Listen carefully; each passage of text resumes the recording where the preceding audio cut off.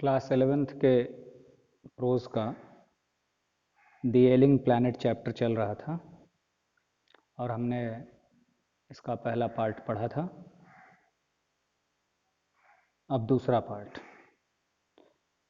Mister Lester R Brown in his thoughtful book the global economic prospect points out that the Earth's principal biological systems are four: fisheries, forests, grasslands, and croplands, and they form the foundation of the global economic system.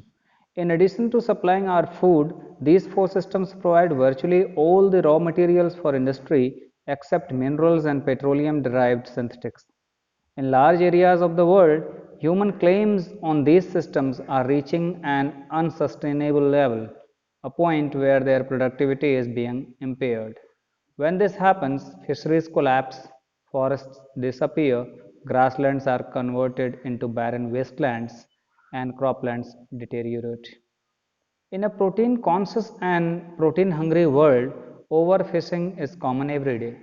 In poor countries, local forests are being decimated in order to procure firewood for cooking. In some places, firewood has become so expensive that what goes under the pot now costs more than what goes inside it. Since the tropical forest is, in the words of Dr. Myers, the powerhouse of evolution, several species of life face extinction as a result of its destruction. अब कुछ विद्वानों के पुस्तकों का reference देते हुए नानी पालकेवाला जी आगे कह रहे हैं कि क्या क्या पर्यावरण के मूल सुरक्षित रखने में, इस इकोसिस्टम को बनाए रखने में कौन कौन सी वस्तुएं आवश्यक हैं और वो कैसे नुकसान हो रही हैं, तो उसका क्या परिणाम हो रहा है।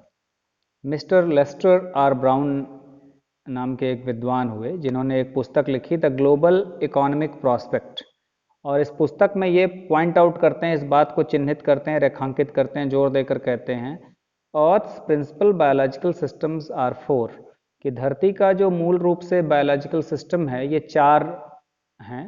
उसमें एक फिशरीज यानी जल में जो जीवों का संसार है, जिसमें डिफरेंट टाइप्स ऑफ फिश या और भी इस तरह की जीव जंतु आ जाते हैं। दूसरा फॉरेस्ट्स यानी वन, ग्रासलैंड्स यानी जो घास के मैदान हैं, घास के जंगल एक फॉरेस्ट यानी ट्री होते हैं, ग्रासलैंड्स में ग्रास होती है, घास होती हैं। एंड क्रॉपलैंड्स यानी जहाँ पे हम फसल उगाते हैं, खेती की भूमि। ये चार प्रिंसिपल बायोलॉजिकल सिस्टम हैं अर्थ के, and they form the foundation of the global economic system, और इन्हीं चारों पे पूरे संसार का इकोनॉमिक सिस्टम यानी आर्थिक तंत्र निर्भर करता है, इन्हीं चारों पर। In addition to supplying our food, these four systems provide virtually all the raw materials for industry except minerals and petroleum derived synthetics. ये लेस्टर आर ब्राउन अपने उस बुक में कहते हैं कि ये चारों एक तो हमारा फूड सप्लाई करते हैं। फूड सप्लाई कैसे समझ सकते हो?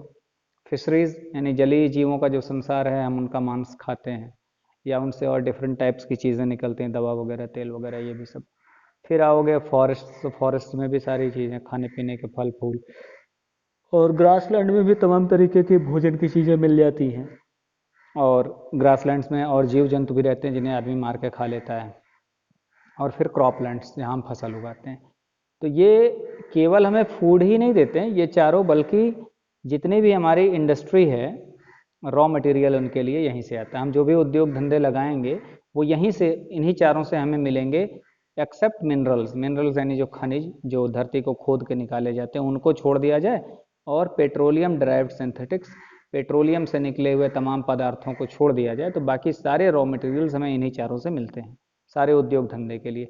इसलिए ये धरती के इकोसिस्टम, बायोलॉजिकल सिस्टम का एक अंग हैं ही, इसके अलावे ये पूरे संसार के अर्थतंत्र का भी ये पूरा जिम्मेदारी इन्हीं चारों पर है। In large areas of the world, human claims on these systems are reaching an unsustainable level. कहना संसार के बड़े क्षेत्रों में क्या हो रहा है कि ये जो सिस्टम है, ये चार सिस्टम, फिशरीज, फॉरेस्ट, ग्रासलैंड और क्रॉपलैंड्स, इस पे ह्यूमन का जो क्लेम है, दावा है, जो ह्यूमन चाहता है कि ज़्यादा से ज़्यादा हम यूज़ करें, और ये कहाँ तक पहुँच गया? Unsustainable level. अनसस्टेनेबल लेवल उस लेवल को कहेंगे जहाँ से क्षति की भरपाई न हो पाए, यानी अपूर्णीय क्षति, यानी हम इतना दोहन कर जा रहे हैं अब इन प्राकृतिक चारों संसाधनों का कि अब उसका पूरा होना संभव नहीं है। ज़्यादातर विश्व के हिस्से में ऐसा हो चुका है।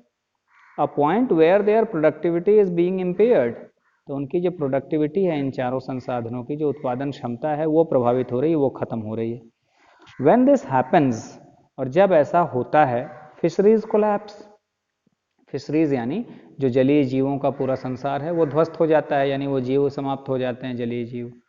एंड फॉरेस्ट डिसअपियर, जंगल के जंगल गायब हो जाते हैं। Grasslands are converted into baron wastelands, और जो घास के मैदान हैं ये भी बिल्कुल वेस्टलैंड, बैरन यानी बंजर, उजाड़ भूमि हो जाती हैं। एंड क्रॉपलैंड्स डिटेरियोरेट, और जो क्रॉपलैंड्स हैं, जो हमारी फसल वाली जो भूमि है, खेती की भूमि है, वो भी डिटेरियोरेट कर जाती है, उसकी भी गुणवत्ता गिर जाती है, उसकी भी उत्पादन क्षमता कम हो जाती है। In a protein conscious and protein hungry world, over fishing is common everyday. जो हमारा वर्ल्ड है, जो संसार है, प्रोटीन कॉन्शियस है, हम प्रोटीन पे बड़ा ध्यान देते हैं कि भाई प्रोटीन लेना है, प्रोटीन लेना है, प्रोटीन लेता है। जहाँ देखो पाउडर तक दुनिया भर के बिकते हैं, टीवी में दिन रात प्रचार आता है कि ऐसे ये लो, ये खाओ, ये पियो, ये दूध में डाल के पियो।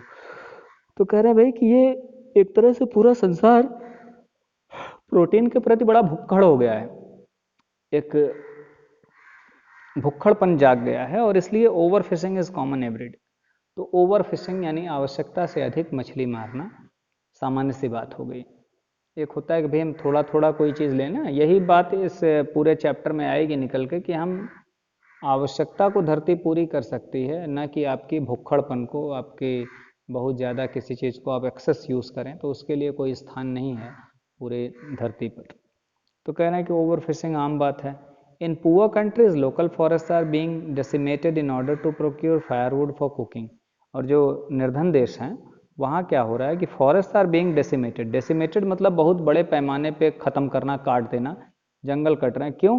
क्योंकि प्रोक्योर फायरवुड फॉर कुकिंग, भोजन पकाने के लिए फायरवुड यानी जलावन की सामग्री यानी लकड़ी वगैरह प्राप्त करने के लिए निर्धन देशों में तो बहुत बड़े पैमाने पे वन के वन लोग काट ले रहे हैं निर्धन देशों में। In some places, firewood has become so expensive that what goes under the pot now costs more than what goes inside it. कह रहे हैं कि कुछ तो जगहों पे ऐसा हो गया है कि ये लकड़ियाँ, जलावन का जो ईंधन है, इतनी इसमें महंगाई आ गई है कि जो बर्तन के अंदर चीज़ें पकती हैं उससे कहीं ज़्यादा चूल्हे में जाने वाली चीज़ में लागत लग जाती है, यानी लकड़ियों का खर्च भोजन से भी महंगा पड़ रहा है। Since the tropical forest is, in the words of Dr. Myers, the powerhouse of evolution, several species of life face extinction as a result of its destruction. कह रहे हैं जो ट्रॉपिकल फॉरेस्ट हैं, जो उष्णकटिबंधीय वन हैं, इसमें बड़े बड़े पौधे पाए जाते हैं, बड़े मजबूत, और ये बहुत लंबे समय तक जीते हैं। जियोग्राफी का टर्म है ये, बायोलॉजिकल टर्म भी है ट्रॉपिकल। तो ये जो जंगल हैं इनको डॉक्टर मायर कहते हैं कि ये पावर हाउस ऑफ एवोल्यूशन है, यानी जो पूरा ये सृष्टि का विकास हो रहा है इसके पावर हाउस हैं। इन्हें ये पावर हाउस से ही पूरी ऊर्जा मिलती है सृष्टि के हर जीव को विकसित होने में। लेकिन इसका डिस्ट्रक्शन हो रहा है, इसका विनाश हो रहा है, और इसका रिजल्ट ये हो रहा है कि several species of life face extinction. जीवन के कई स्पीसीज, कई प्रजातियां, कई जातियां जो जीवित थीं, एक्सटेंशन यानी विलुप्त हो गई, विलुप्ति का सामना किया, यानी धीरे धीरे वो समाप्त हो गई आज, क्योंकि ये फॉरेस्ट बहुत ज़्यादा नष्ट हो रहे हैं। It has been well said that forests precede mankind, deserts follow. The world's ancient patrimony of tropical forests is now eroding at the rate of 40 to 50 million acres a year, and the growing use of dung for burning deprives the soil of an important natural fertilizer. The World Bank estimates that a 5-fold increase in the rate of forest planting is needed to cope with the expected fuel wood demand in the year 2000. जो बहुत ही सुंदर line है इस paragraph के opening में ही, it has been well said that the forest precede mankind, deserts follow. बहुत ही अच्छी कहावत है, बहुत ही बढ़िया कहावत है कि फॉरेस्ट प्रीसीड मैनकाइंड, यानी मनुष्य जाति के पहले जंगल आता है, डेजर्ट्स फॉलो, लेकिन रेगिस्तान या उजाड़ मनुष्य के बाद आता है।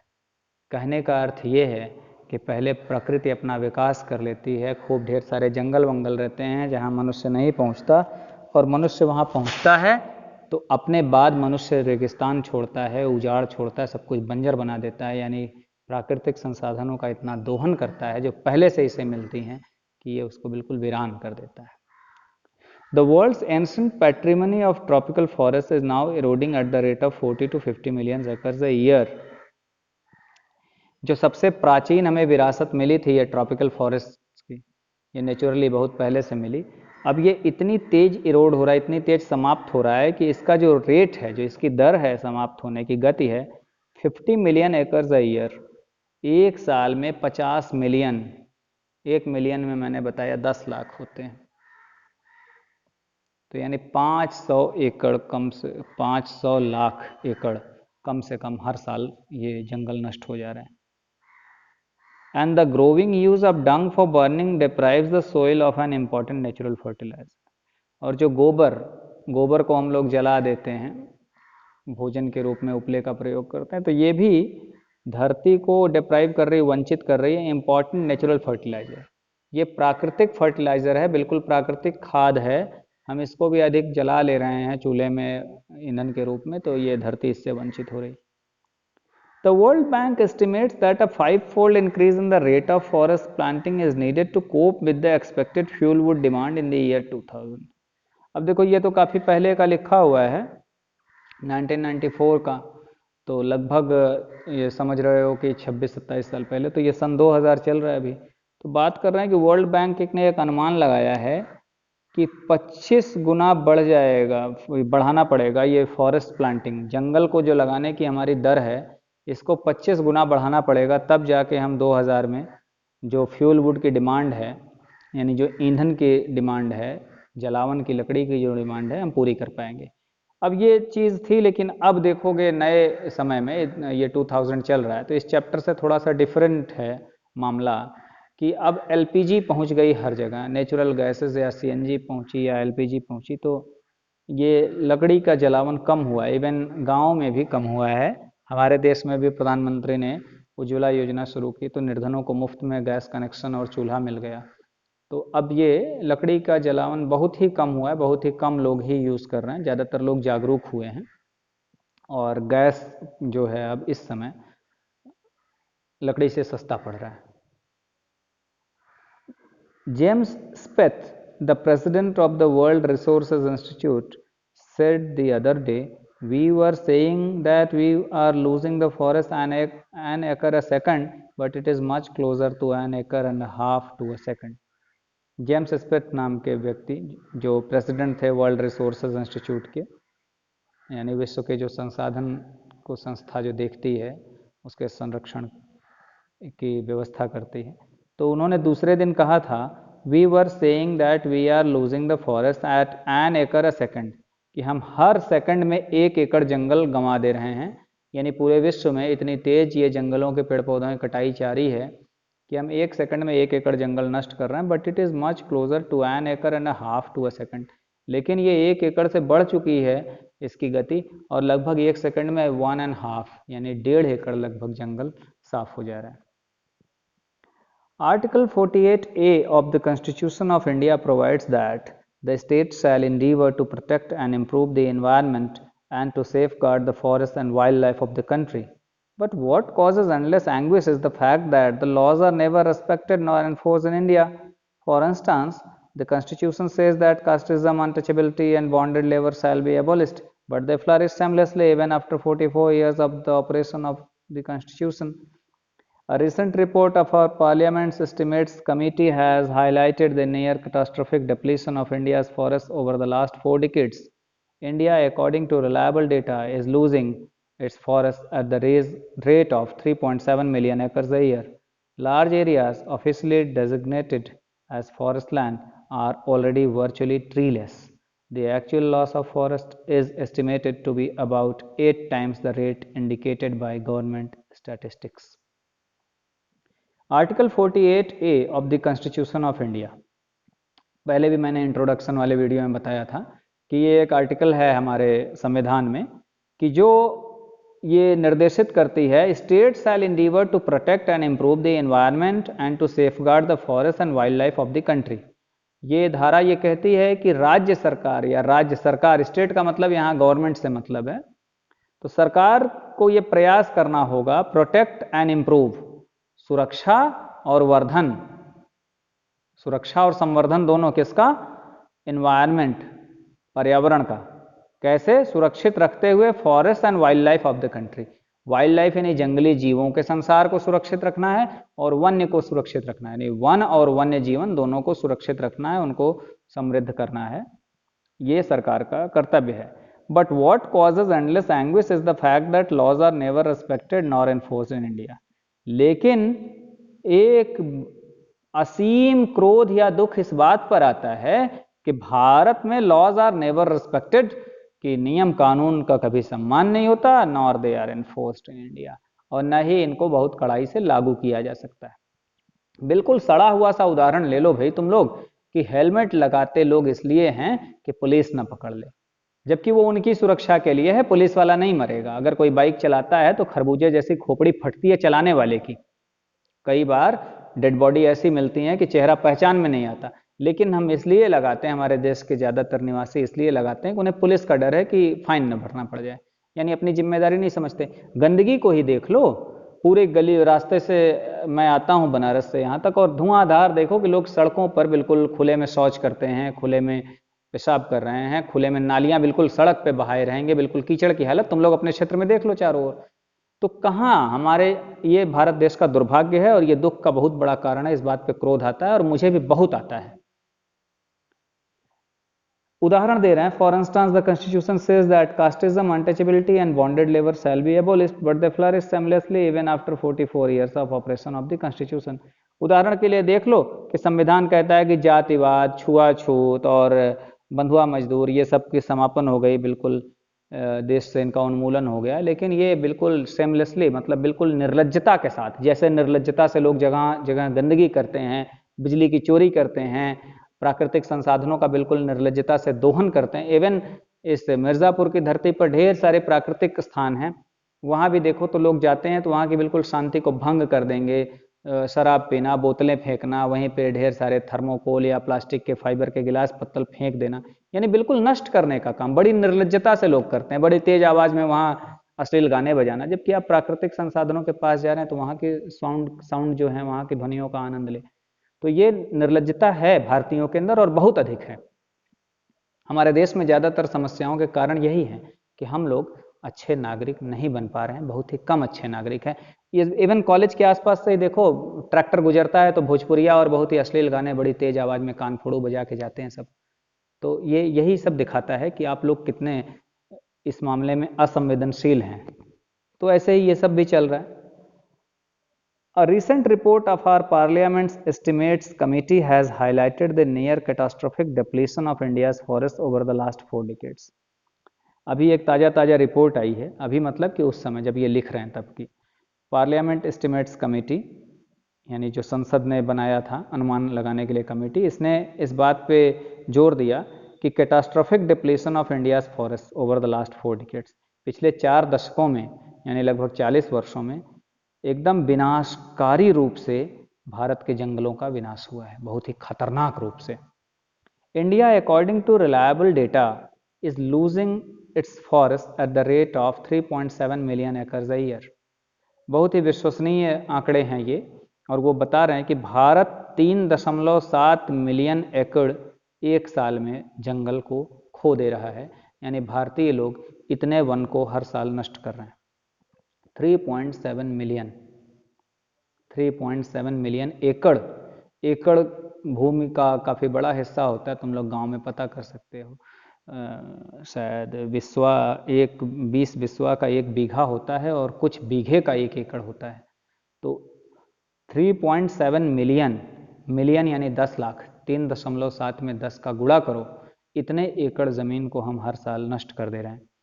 लार्ज एरियाज, बड़े क्षेत्र officially designated at forest land are already virtually treeless, और बड़े बड़े क्षेत्र जिनको कि ऑफिशियली बिल्कुल दर्ज कर दिया गया, लिख दिया गया कि हाँ भाई वन क्षेत्र हैं, लेकिन सच्चाई ये है कि ट्रीलेस, वहाँ से भी पेड़ गायब हो चुके हैं। भ्रष्टाचार भी है ना, वो निर्लज्जता में ये भी आता है कि चोरी भ्रष्टाचारी हमारे अंदर बहुत गहरे घुसे। ये भाई वन विभाग की भी हालत ऐसे ही, भ्रष्टाचार चरम पे है। पुलिस विभाग भी तुम लोग देख ही रहे, सब मिली भगत है। जंगल लिखा है लेकिन चोरी छिपे पेड़ कट रहे हैं, तो वो जंगल दर्ज है लेकिन वहाँ से पेड़ गायब हो चुके हैं। The actual loss of forest is estimated to be about 8 times the rate indicated by government statistics. तो जो सही नुकसान हो रहा है जंगलों का, ये अनुमान लगाया जाता है कि ये जो गवर्नमेंट का जो आंकड़ा, ये सरकारी आंकड़ा है 3.7 मिलियन एकड़ पर ईयर, इससे कम से कम 8 गुना अधिक, यानी लगभग 32 मिलियन एकड़ हर साल, 320 लाख एकड़ हर साल जंगल नष्ट हो रहे हैं भारत में। A 3-year study using satellites and aerial photography conducted by the United Nations warns that the environment has deteriorated so badly that it is critical in many of the 88 countries investigated. 3 साल पे अध्ययन किया गया, इसमें satellites जो उपग्रह छोड़े जाते हैं उनसे फ़ोटो ली गई धरती के विभिन्न हिस्सों की, यानी एरियल फोटोग्राफी। एरियल फोटोग्राफी यानी हवा में किसी माध्यम से, जैसे हवाई जहाज़ में या हेलीकॉप्टर से ऊपर जाके फोटोग्राफी कराई गई, और ये रिसर्च 88 कंट्रीज़ में 88 देशों में कराया गया। यूनाइटेड नेशंस ने, संयुक्त राष्ट्र ने कराया। तो वॉर्न्स दैट, ये चेतावनी देते हैं, environment has deteriorated so badly that it is critical. Environment इतनी बुरी तरह से डिटेरियोरेट हुआ है, यानी बर्बाद हो गया है, नष्ट हो गया है, कि ये क्रिटिकल है। क्रिटिकल यानी बहुत ही गंभीर स्थिति में है। In many of the 88 countries investigated, जो 88 देशों में जांच पड़ताल की गई है, स्टडी की गई, इसमें अधिक देशों में यही स्थिति है कि बहुत ही गंभीर हालत में पर्यावरण है। यहाँ तक हम रखते हैं और इसका बाकी पार्ट हम अगले वीडियो में देखेंगे।